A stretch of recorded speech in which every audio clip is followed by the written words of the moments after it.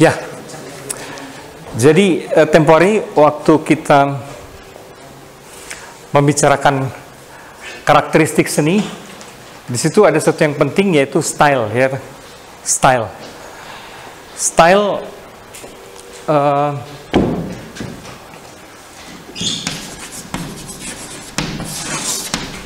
bahwa itu menjadi penting karena beberapa hal. Minggu lalu sih saya bilang itu cara seniman melebih-lebihkan, gitu. Gaya itu cara seniman melebih-lebihkan dalam rangka apa? Kenapa mesti melebih-lebihkan? Masih ingat? Oke, memberi efek, tapi juga menampilkan yang esensial. Style itu siasat di satu pihak, siasat untuk beri efek, supaya berefek, tapi juga untuk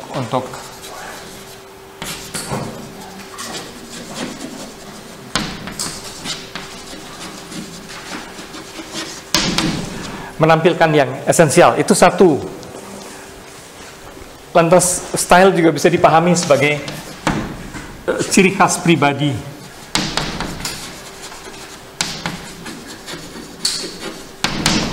Ciri khas pribadi.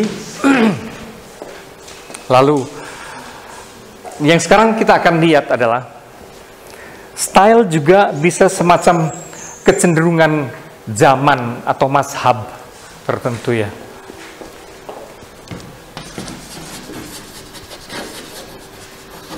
Kecenderungan zaman atau mazhab school tertentu, ya. Aliran. Jadi ini semacam kecenderungan kolektif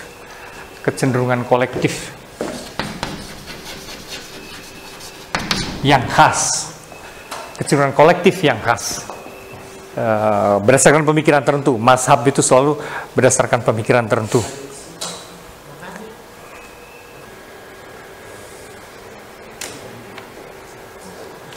Oke, kembali ya. Jadi kalau kita lihat bahwa style itu, bagaimana style itu begitu penting, itu ketahuan di dalam sejarah seni di dunia barat. Sejarah seni di dunia barat, khususnya sesudah modern, gitu ya. Itu adalah rangkaian aliran demi aliran dalam seni rupa yang memang saling membantai. Jadi aliran A nanti disusul atau bahkan ditumbangkan oleh aliran B. Ya, estetika itu. Jadi sejarah seni barat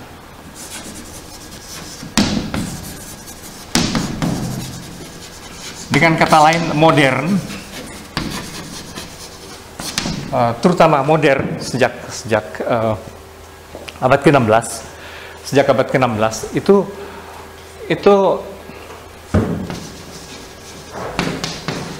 sejak Renaissance, kadang rada lama, terus menerus baku bantai dari satu aliran ke aliran yang berikutnya. Kita akan melihat dulu dari sejak abad pertengahan. Sejak abad pertengahan kita lihat, ya. Gotik, terus nanti disusul dengan Renaissance dan sebagainya, itu terus Barok dan seterusnya. Itu sedemikian sampai ujung-ujungnya seni itu hilang. Artinya lantas muncul nanti gerakan anti seni.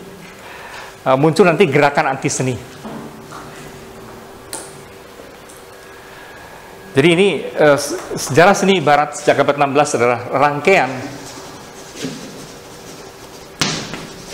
aliran atau style yang ujungnya berujung pada klaim yang aneh, the end of art.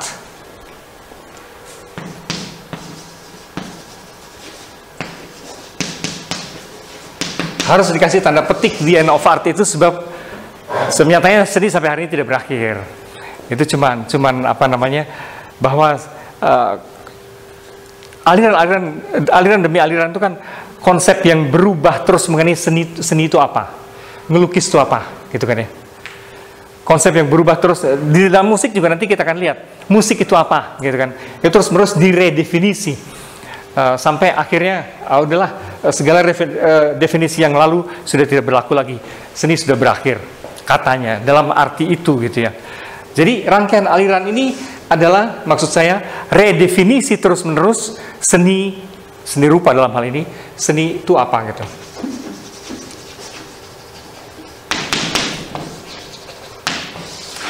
Aliran demi aliran itu adalah redefinisi terus-menerus. Seni itu sesungguhnya apa? Dari zaman ke zaman. Jadi kalau orang suka berpretensi bahwa seni itu satu gitu ya, dan jelas dengan sendirinya, oh ngawur, enggak gitu. Enggak gitu. Dalam seni rupa, dalam seni musik, sebenarnya sastra teater juga sama. Itu setiap mazhab itu merumuskan kembali sebenarnya seni itu sesungguhnya apa. Nah, kita akan lihat sekarang dari yang gotik ya, dari abad pertengahan dulu. Kita cari. Tadi rangkaian gambar di samping mana? Lebih gampang situ. Nah, coba kita lihat nomor 35 deh. Ya. Oh, boleh juga, sebentar. Untuk sekilas, ini ilustrasi apa namanya, bagaimana cantik gitu, keragaman keindahan dia. Oke, satu-satu. Nah, itu kan gaya India ya. Wahyu itu kayak gitu. Terus. Nah, coba ya. Hidung disumpel gitu tuh cantik gitu kan ya. Itu padahal serem gitu kan. Tindik. Kayak cowok emang, tapi ini masih kelihatan indah gitu. Terus. Nah, itu dia. Kebayang gak itu? Orang tuh bisa berpikir indah tuh kayak gitu tuh gimana coba? Cantik itu gitu. Cantik kok kayak gitu. Tapi emang cantik. Gitu ya. Ethiopia. Ini Venezuela. Serem kan? Pelan-pelan. Ya, terus. Nah, ini manusia itu selalu cenderung mendekor ya, menghias ya. Bahkan ketika wajah ditutup pun tutupnya kita apa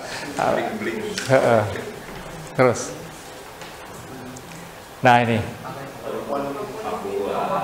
Papua Nugini ya. Ini tampangnya kayak cowok tapi cewek. Ada toketnya. Terus nah, ini Aborigin.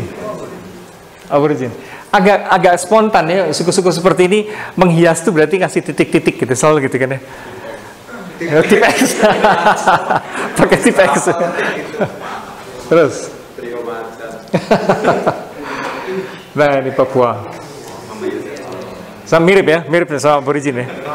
Titik. Terus. Mozambik. Kalau malam hari pasti kamu mengira ini apa, hantu atau apa? Ya. Masih biasa Zululand, topinya. Terus. Nah, ini sih keren. Kenya itu salah satu yang paling keren. Terus. Nah, ini Burma. Sangar ya. Dari kecil itu, jadi ditambah-tambah gitu, terus sampai panjang.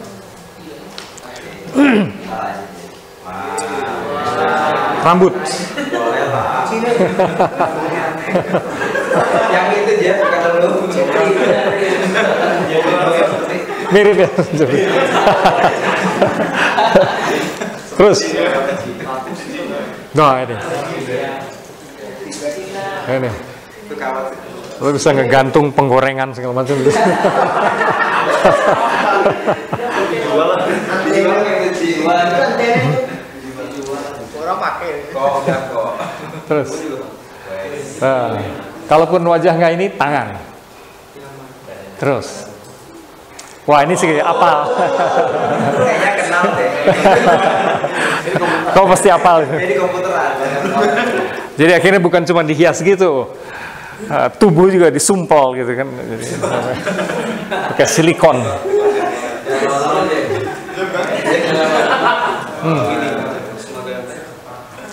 Jepang kayak boneka. Terus, habis ya. Oke, ini kita lalui saja, terus masuk ke gotik.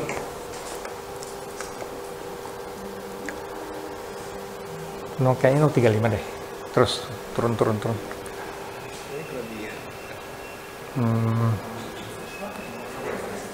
35.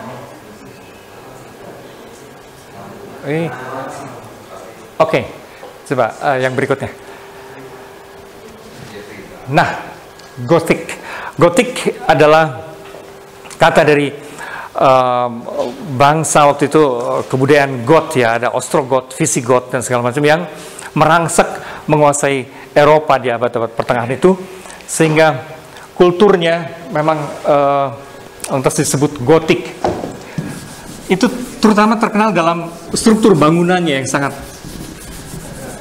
tipikal, yang selalu ada bentuk beginiannya nih, kayak gitu ya.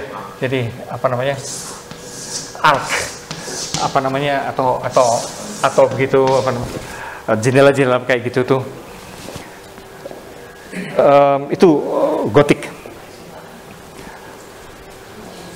Dan waktu itu seni masih berkaitan erat dengan agama, sehingga apa namanya, tujuannya memang melukiskan kehidupan beragama ya. Dan dalam masyarakat seperti itu, konsep individu itu belum ada. Sehingga kalau kamu nanti lihat gambar orang-orang di situ, orang-orang itu kecil dan selalu ada figur sentral di situ. Figur sentralnya bisa tokoh-tokoh suci lah, Maria, Yesus, apalah gitu ya. Yang sekelilingnya itu orang-orang biasa tuh kecil-kecil di sampingnya. Jadi selalu memusat, persis seperti masyarakat feodal umumnya sebenarnya. Seperti masyarakat feodal umumnya, identitas individu itu belum ada. Kalau di Indonesia gini, misalnya yang dipuja siapa? Soekarno misalnya gitu. Orang baru merasa menjadi individu kalau dia adalah pengikut setia Bung Karno misalnya, seperti itu. Jadi yang pentingnya itu Bung Karnonya. Yang lain-lain itu hanya bagian dan mempunyai identitas sejauh menjadi bagian dari Soekarno misalnya gitu. Jadi Soekarnois gitu, atau Soehartois, atau siapa gitu. Nah kayak gitu-gitu ya. Nah, masyarakat religius abad pertengahan waktu itu seperti itu, sehingga juga pertama-tama individu itu belum dilukiskan secara cukup penting. Yang kedua, tipikal Gotik adalah bahwa suasana keseluruhan itu masih statis. Jadi energi kehidupan sebagainya itu belum meledak ya. Semuanya itu hening ya, karena kehidupan diwarnai apa ya? Kenapa dalam kehidupan religius ada kecenderungan untuk rada sunyi, sok-sok kontemplatif gitu? Kenapa tuh ya? Kenapa ya? Apa? Iya, tapi sebenarnya lebih karena psikologi dosa ya. Jadi orang pengennya tuh saleh, dan saleh tuh teratur dan lurus dan nggak petakilan gitu, apa sih bahasa Jawa, apa namanya, nggak jumpalitan, nggak pecicilan. Jadi apa namanya, nggak banyak gerak, nggak banyak ini itu tampak juga dalam posisi tubuh yang serba statis semua gitu. Dan ya, biasanya kan itu religius itu kan berarti begini ya, gimana gitu, dengan jubah-jubah pula, dan memang waktu itu abad pertengahan, dunia barat pun, nah ini menarik ya, ini karakter yang ketiga, bahwa dalam dunia religius itu, waktu itu di abad pertengahan, dunia dan tubuh itu menakutkan ya. Karena tubuh dan dunia itu sumber dosa ya. Sumber dosa. Jadi apa? Seluruh tubuh juga ditutup. Kalau perlu ada kerudung, apa disebutnya hood. Para pastor tuh pakai hood, apa nih? Kan ditutupin kepalanya juga ya, selain jubah panjang. Tapi umumnya penduduk juga, masyarakat umum juga pakai jubah gitu. Jadi ada suasana itu, ketakutan pada tubuh, ketakutan pada dunia, ketakutan bahkan pada energi hidup yang menggelegak gitu, itu takut. Karena orang harus prihatin ya toh. Hidup itu kan istilah kalau dalam dunia barat askese ya toh.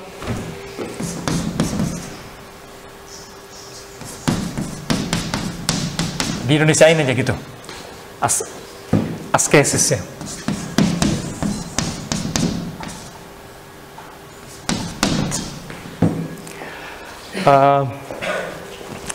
Askese, prihatin gitu ya, prihatin, menahan diri, tidak pesta pora, tidak menikmati dunia ini, tidak cengengesan gitu kan. Hidup religius tuh hidup yang seriosa punya lah ya. Serius gitu. Dan itu gitu. Suasana abad pertengahan itu seperti itu. Jadi dinamik kehidupan itu menakutkan. Tubuh menakutkan.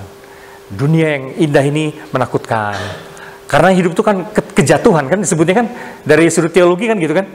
Adam dan Hawa jatuh dari Firdaus kan berarti semacam keterkutukan ya.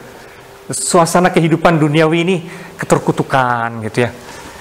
Jadi alhasil lukisan-lukisan tuh sangat suci. Coba mari kita lihat.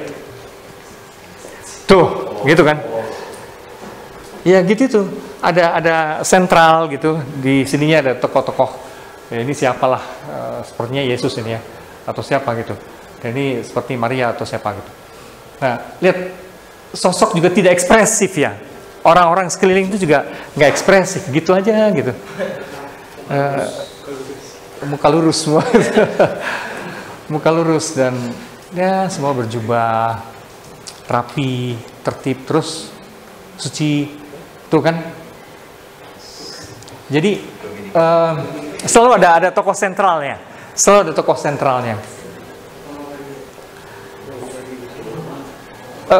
lukisan 3 bilah begini disebutnya triptik.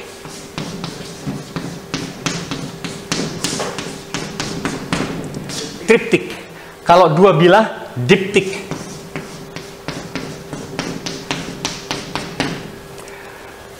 Kalau 3 bilah, triptik. 3. Biasanya ditaruh di altar ya. Apa? Itu kan ada 3 bilah ya. Apa ada 3 triptik ya. Ada 3 bilahan gitu. Itu ya banyaklah digunakan di Eropa model seperti itu. Nah kamu lihat gotik, garis gotik, tuh kan? Meskipun ada gitunya itu selalu ada lengkung-lengkung arc kayak gitu ya. Itu gotik. Ya berikutnya, Renaissance itu lain lagi.